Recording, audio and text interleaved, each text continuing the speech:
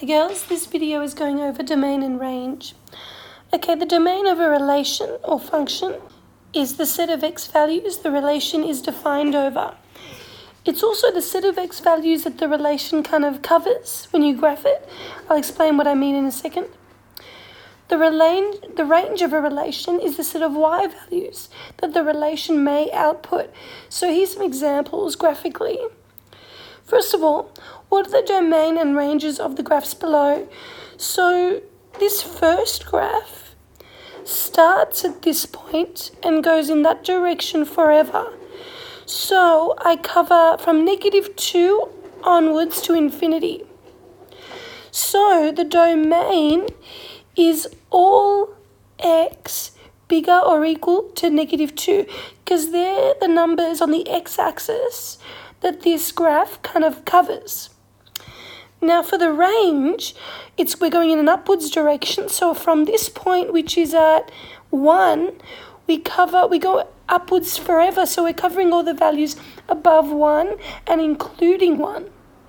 So the range is all y, and you might use all real y and all real x, bigger or equal to 1. For the parabola, you can see that all x values are going to be covered because this parabola is going to the right forever and to the left forever. So I'm going to cover all x values on the x axis. So therefore the domain is all real x. Now the range is a different story. Starting at point 1 and going upwards in both directions. Therefore, I'm going to cover 1, 2, 3, 4, and upwards to infinity. So the range is all real y bigger or equal to 1. Now, what about these ones when I can't see the graph?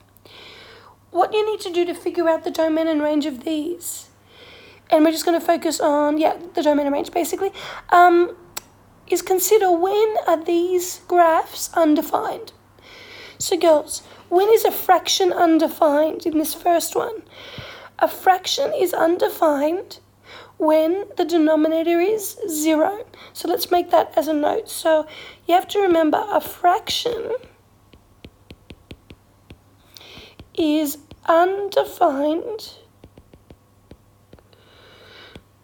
when the denominator is 0. Very important that you know that. So what is the denominator in this fraction? The denominator is x minus 1. So in other words, it'll be undefined when x minus 1 equals 0. Now, if I move the 1 over, that's when x equals 1.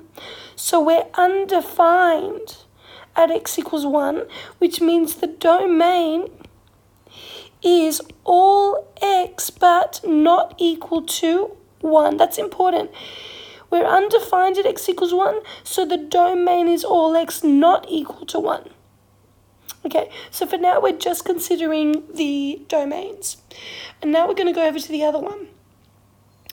When is a square root undefined? A square root is undefined when we have a negative under the square root. We can find the square root of 0, we can find the square root of a positive number, but we cannot find the square root of a negative. So let's write that down. A square root is undefined when there is a negative under the square root. So therefore,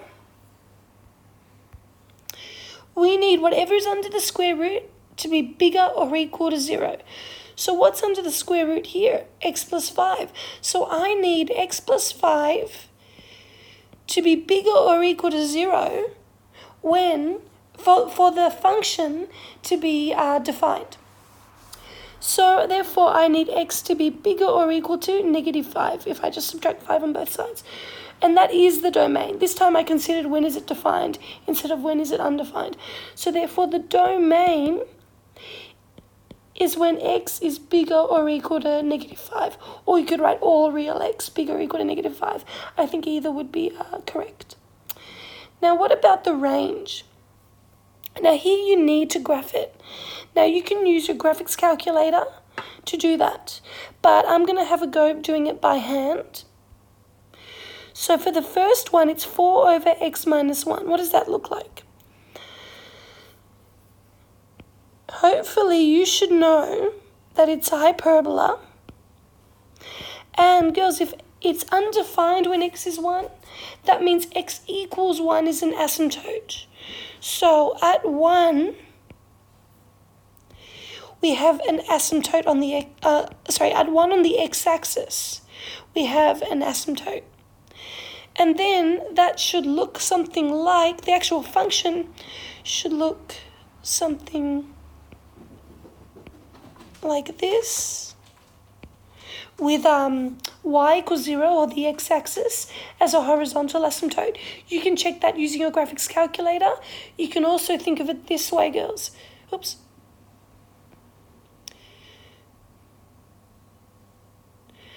Now, the way I think of it is this. This fraction, the only way this fraction here can ever equal 0, so that y equals 0, is if the numerator equals 0. But 4 will never equal 0. 4 is just 4. Therefore, y can never be 0. Therefore, y equals 0 is a horizontal asymptote, which is why, I'm approaching 0 horizontally. So basically, this here is another horizontal asymptote at y equals 0. So now, given all that, what is the range? So the range is, so basically I cover all y values except y equals 0 where the asymptote is. So it's all y not equal to 0. So I'll maybe make a note as well that a fraction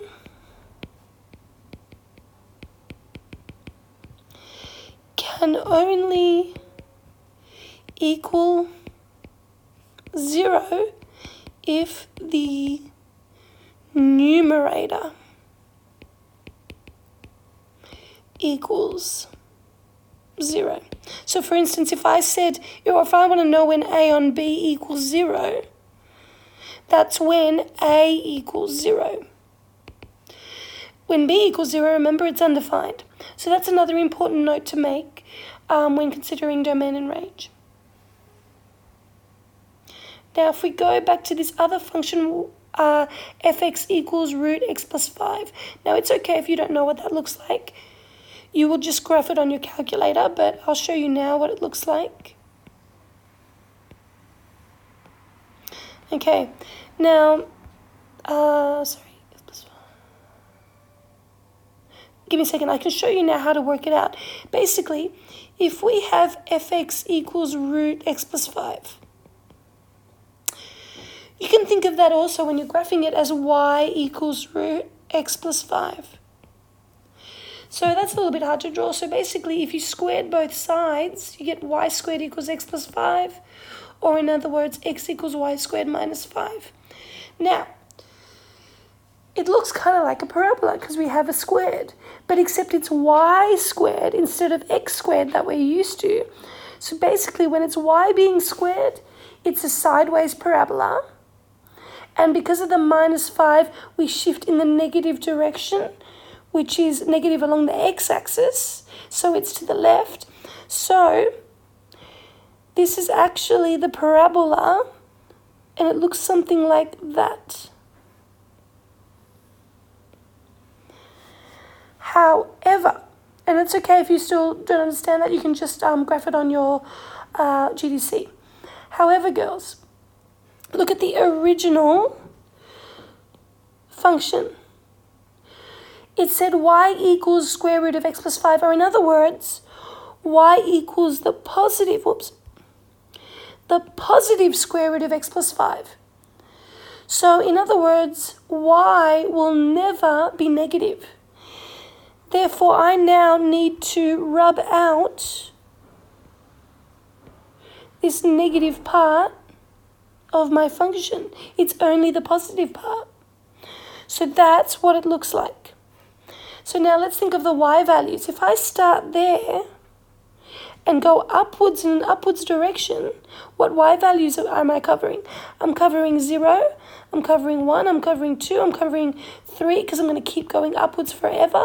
So therefore, I'm covering all y values are bigger or equal to 0. So my range for this one is y is bigger or equal to 0. And girls, it might also be worth noting, using this graph, remember that's 5 there. Using this graph, you can see that x is going from -5 in an increasing direction. So our domain that we stated before does in fact work. It does make sense. X is bigger or equal to -5. Okay, so hopefully that made sense. Keep practicing. So basically, you need to be able to find the domain and range from a graph when you can see it, but also from fraction and square root ones, where functions, where realizing that a fraction is undefined when the denominator is 0, and a square root is undefined when it's got a negative under the square root. Now, just for fun, I might give you an extra example. So let's do a new example. I don't know if they were numbered before, but let's call it 3. Find the domain and range of fx equals 1 over root x minus 2. Okay, so here I have a fraction and a square root in one. So we got to think about that. Now, first of all, let's think about the domain. What can x not be? Well, first of all, I can't have x minus 2, this bit here, to be equal to 0 because of the fraction. Then I'll get 1 over 0, so that's undefined. But I also can't have it be negative because of the square root. So x minus 2 must be bigger than 0. So it's bigger than 0 for the square root, and it can't be 0 because of the fraction, because if I have 1 over 0, that's undefined. So therefore, the domain is x is bigger than 2. Now let's have a think about the range. Well, first of all, this function here, or in other words, that equals y, is always going to be positive, because again, we're taking the positive square root of something. So we know y is bigger than 0, but also y will never actually be 0, because remember, when does a fraction equal 0? A fraction only equals 0 when the numerator equals 0. But the numerator of 1 is never going to equal 0. It's impossible. So y can never be 0, and y can never be negative. Therefore, the range is also y is bigger than 0. Now, that's a little harder to graph by hand, so I encourage you to maybe check it on Desmos or your graphics calculator to check that our domain and range are correct. So all of this now corresponds to exercise 2C. So I strongly recommend you do some of those questions, a variety, so that you know that you understand these concepts.